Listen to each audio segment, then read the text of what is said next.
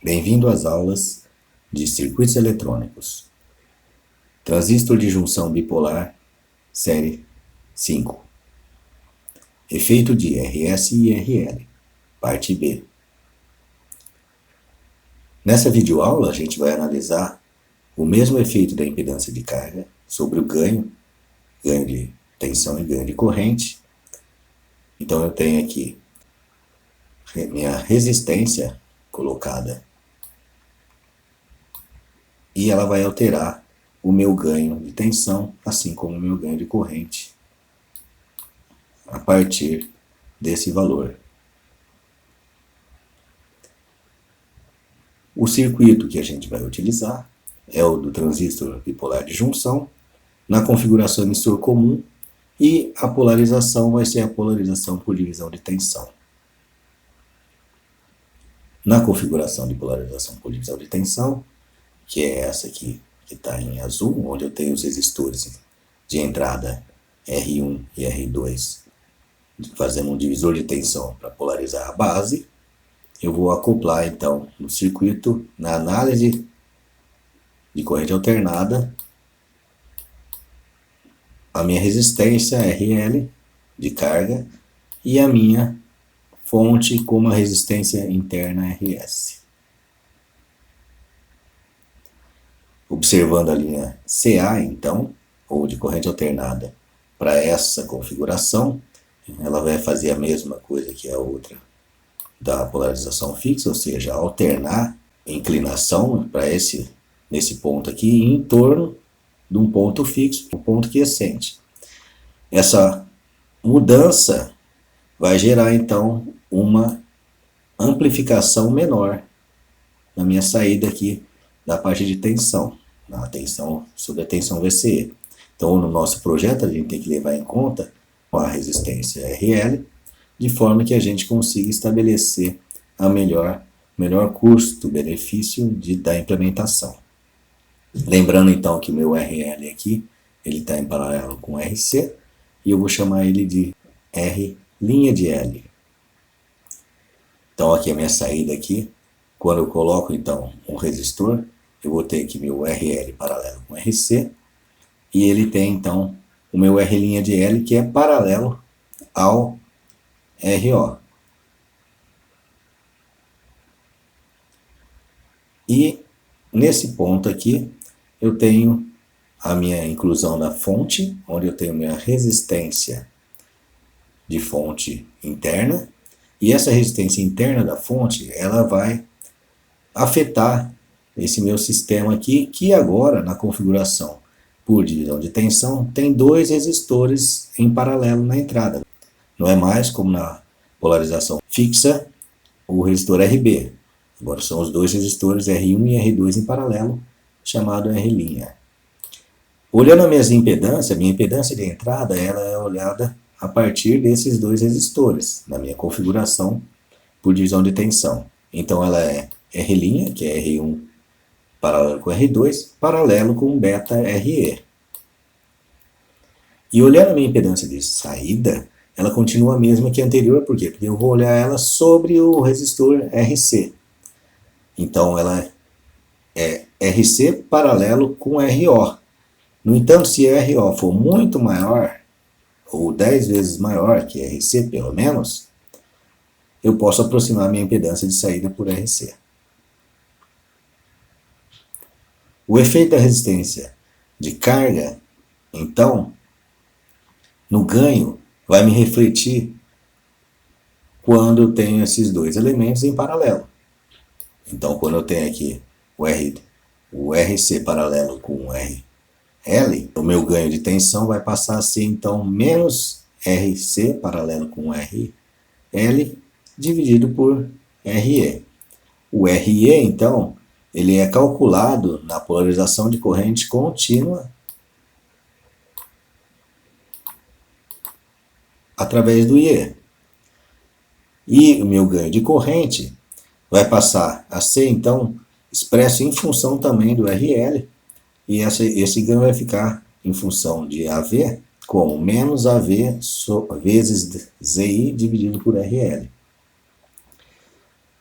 Se eu for então colocar o meu ZI agora alterado em função de RL, né, ele vai ser R' paralelo com beta RE, por causa da configuração por divisão de tensão. Tá aqui então. Analisando o efeito da fonte agora, onde eu tenho aqui então uma resistência interna RS, para a configuração, onde eu tenho aqui a divisão da tensão, vou ver que o meu ganho, AVS, que é o ganho que eu tenho a partir da minha fonte VS, né, ou seja, VO, que é a minha saída sobre a minha entrada VS, vai ter o RS em série com a minha impedância de entrada, ZI. E aí, pelo princípio da divisão da tensão, em função do ganho AV, vai ser ZI dividido por ZI mais RS multiplicado por AV. E o meu ganho de corrente, em função do ganho AVS, então, que é o AIS, vai ser menos AVS vezes ZI mais RS dividido por RL. Assim eu consigo estabelecer, então, o efeito da resistência de carga e de fonte no meu circuito de polarização por divisão de tensão. Exercício 1. Para o amplificador a transistor com polarização por divisão de tensão, determine o ganho de tensão AVS, AV e AI. Nesse problema, então, a gente vai utilizar o modelo RE. Então, o modelo RE nosso, então, para essa configuração por divisão de tensão, contempla os meus resistores R1 e R2 em paralelo. Eu tenho aqui meu RC, 10K, minha carga de 10K, que é o meu RL, e minha entrada de RS com 100 ohms. Primeira coisa que eu tenho que fazer então, nesse modelo RE aqui, é estabelecer o valor de RE. Esse valor de RE, ele é 26 mV dividido pelo IE, que é o IE da polarização de corrente contínua do transistor. Para analisar isso, então, a primeira coisa que eu vou fazer vai ser verificar que eu enxergo de impedância desse lado, ou seja, chamado de beta RE, é maior que 10 vezes, pelo menos, esse resistor aqui. Porque se ele for maior que 10 vezes, pelo menos, esse resistor, ele é muito grande aqui. Isso permite com que a corrente passe por esse resistor R1 e ela seja igual à corrente que passa pela resistência R2, como a gente viu na configuração de polarização por divisão de tensão. Ou seja, a gente pode utilizar a análise aproximada, ao invés do método exato, onde eu tenho que estabelecer os equivalentes de Thevenin, onde eu tenho a tensão de Thevenin e a resistência de Thevenin, que vai para a base. Nesse caso, se eu estabelecer, então, verificar, na verdade, que 210K é maior que 39, tá ok, eu vou ter, então, a possibilidade de fazer uma aproximação aqui, como se fosse a queda de tensão que eu tenho sobre esse resistor para esse divisor de tensão com essa fonte. Então, fazendo a conta aqui, eu posso estabelecer meu valor de VB, nesse ponto que está aqui.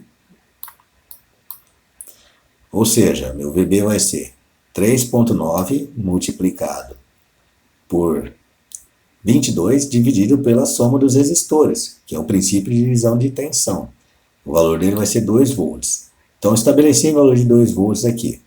Eu tenho aqui o valor de 0,7. Então, rapidamente, encontro que o meu VE aqui, ele vai ser igual a 1,3 volts, que é 2 menos 0,7, e estabeleço, então, a corrente IE, que passa sobre esse resistor de 1,5K, que é o resistor do emissor. Ou seja, minha corrente E vai ser igual a 0,86 mA, que me permite então calcular o RE da análise de corrente alternada usando o modelo RE, do próprio nome dele, que vai ter um valor igual a 30,23 ohms. A partir daí, então, eu tendo aqui o RE, o valor de RE, tendo esse valor de RE, tendo o beta, já consigo calcular, então, através do meu IB aqui, a impedância de entrada. E daqui a minha impedância de saída. Então, eu consigo estabelecer esses valores aí. E o meu ganho de tensão, que vai ser estabelecido em função da minha carga, paralelo com RC, dividido por RE, que vai me dar um valor de menos 165,39. A partir da minha tensão, ou a partir do meu ganho de tensão AV, eu consigo chegar no AVS. Então, utilizando o AV, eu sei que a minha impedância de entrada, que ela é RI, aqui deu um probleminha aqui, ó, paralelo com R2, paralelo com beta RE, né, aqui é paralelo, todos são em paralelos aqui, eu consigo estabelecer meu AVS. Ou seja, o meu ZI então ficou em 1,927K e o meu AVS calculado ficou em menos 157,24. Dessa forma, eu consigo estabelecer o meu AI em função de AV, pela impedância de entrada que eu já calculei, o valor dele deu então o meu AI, né, que é o ganho de corrente, foi 31,87, e pelo AIS, que é igual a menos AVS multiplicado por ZI mais RS, que agora entra aqui então a minha resistência, RS, né, de 100 ohms, por RL, que é igual a 31,87, que é o mesmo valor da corrente ou do ganho de corrente AI. Aqui a gente tem então um resumo dessa série, onde a gente colocou na configuração de polarização fixa e na configuração de polarização por divisão de tensão, o efeito de RL e de RS. Aí eu tenho nessa tabela, então, como ficaria o AV, o ZI e o ZO, para os dois casos aí que a gente estudou nessa série. Obrigado, pessoal. Por enquanto, é só.